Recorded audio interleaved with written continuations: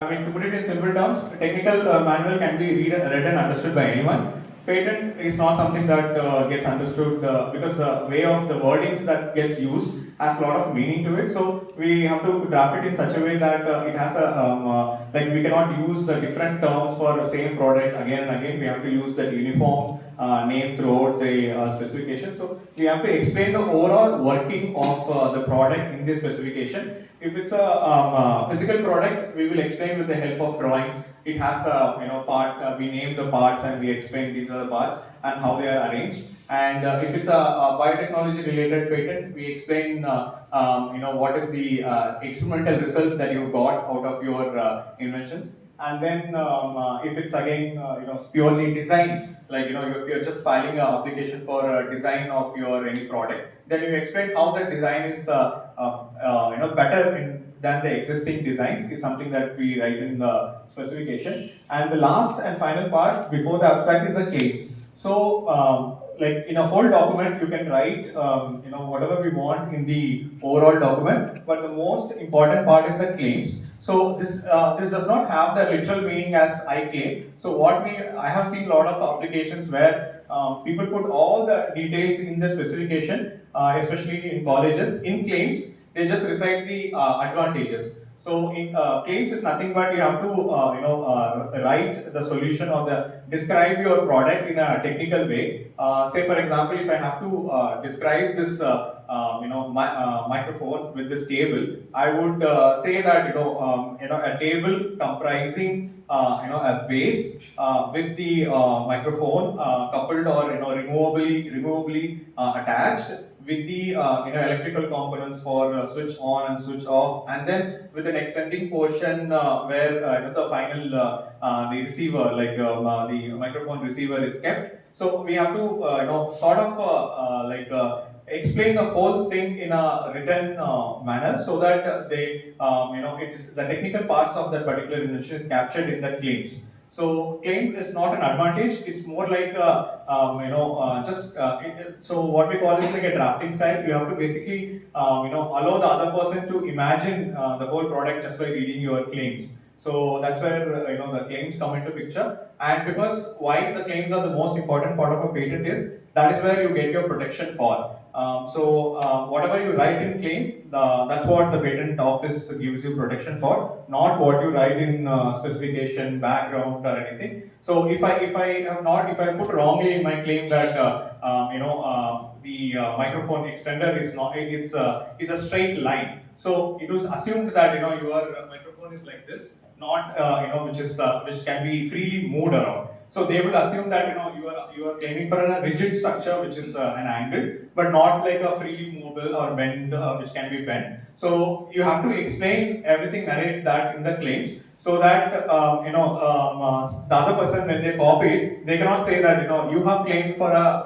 unmovable mic. So what I have come up with is I have come up with a mic which can move around, flexible in nature. So they can say as a result I am not copying you. It just I'm making it better by making it flexible. But when you file the patent, you would also had a option like in your idea that mine also is flexible. But since you have missed to write it in your claim that when you are describing this part, you lose protection for that. So that's why we have to put everything in writing.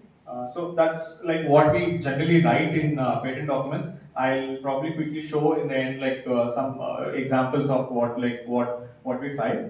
And and the types of patent application generally, what we have is ordinary application. So to quickly put it, what we always recommend is filing a ordinary complete application, what we call it. Say for example, you have a project which you have upcoming. You want to go and submit it, like present it in as a conference. But you don't have time, like if the conference is just next week, but someone has told you that it has a big potential for patenting. So that 1 week is a very less time for you to file a patent. So you can provisionally file it, you can file anything like just with your brief detail about your invention. you can submit it to the patent office, and you can go and disclose it to the outside world. Because one of the biggest requirement of a patent is that you have not disclosed it to outside people. Because say for example, you have uploaded it on your blog, or you have published it somewhere on your website, or even in the college presentation. Then after 2 years, you go and apply for a patent. Patent office will somehow find out this information and cite it saying that you have already disclosed it. So one of the common thing that we see is when professors apply is their own journal publications get cited saying that you have already published it few years back and you have applied for a patent, so we cannot give it because it's already there in the public domain. Now you cannot apply for a patent. So that's why the most feasible option is you provisionally file your patent, and within 1 year you convert it into a complete application. So ideally we always suggest, if you have time, you can directly file the complete, because the provisional is just an additional process and cost. So you can directly file your complete application. So this gets filed with Indian Patent Office. Now there is another term loosely used is international patents. And what is this international patent? So there is nothing called international patent as such. It's just the term used by the applications filed with World Intellectual Property Organization. So there is a World Intellectual Property Organization which is based in Geneva. So what their role is, they sort of help all the countries to recognize each other's patent applications. Say for example, I filed application in India. I don't have to redraft the whole thing to file it in US. I can file whatever application is filed in India. Within 1 year, I can file it in US, and I can file it in Europe, any country. So this is a sort of a mechanism being administered by the World Intellectual Property Organization. So now, is it possible? Say for example, is it possible to file it in 100 plus countries within 1 year? It is very difficult to file 100 plus applications within 1 year in all the countries. So people file application with this World Intellectual Property Organization. The term what they use for that is international application.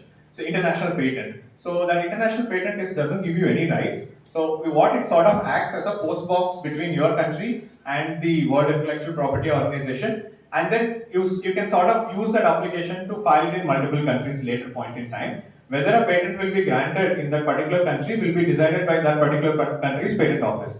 So say for example, if someone files an application in US and they file this international patent with WIPO, and then they file it in India.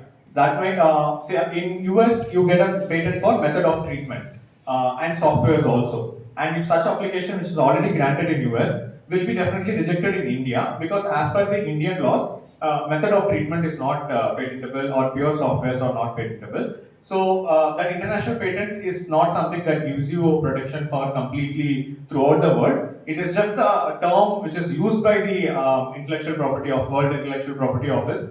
Personally, I feel it's a very confusing term, because when you hear international patent, you think it's for the globally, but it is just a terminology taken by this World Intellectual Property Organization. So ideally, you file it with India and you get it granted in India. You get protection only in India. And sometimes, based on your commercial interest, if you want to, if you see there is a market for your product in a different country, you file your patent in such countries. Otherwise, there is no need to file in different. Like for example, you may not be interested in filing in Sri Lanka, or filing in Southeast Asian countries, because if you are not selling your products in those countries, you don't have to take protection in those countries. So from an educational institution perspective, it is more than enough if you get a patent in India, because unless there is a tie-up, or unless you feel there is a industrial potential for it in a very high level, then the most preferred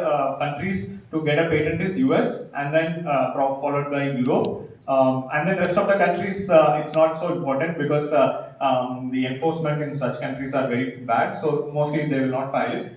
So other than India, Europe and US is the most commonly filed countries.